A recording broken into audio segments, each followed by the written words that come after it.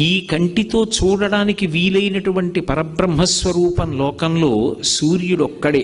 అందుకే ఉపాసనా విధానంలో సూర్యనారాయణమూర్తి గురించి ఒక ప్రత్యేకమైనటువంటి విషయాన్ని ప్రస్తావన చేస్తారు. సాధారణంగా మనం పూజ చేసేటప్పుడు మనసు నిలబడడానికి ఎదురుగుండా ఏదో ఒక మూర్తిని ఉంచుకుంటాం.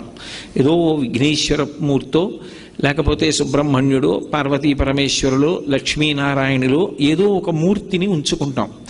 కానీ నేను ఏదో ఒక ఊరు వెళ్ళాను అనుకోండి, నాతో ఒక భగవన్మూర్తిని, ఒక పటాన్నో దేన్నో తీసుకెళ్ళడం మర్చిపోయాను. అప్పుడు నేను పూజ చెయ్యాలి అంటే ఎలా పూజ చెయ్యాలి అని అడిగితే ఉపాసనా విధానంలో ఒక విశేషాన్ని చెప్పారు. సూర్యనారాయణమూర్తి వంక చూస్తూ పూజ చేస్తే చాలు, ఏ మూర్తి అక్కర్లేదు, ఏ మూర్తి దగ్గర ఉండవలసినటువంటి అవసరం లేదు.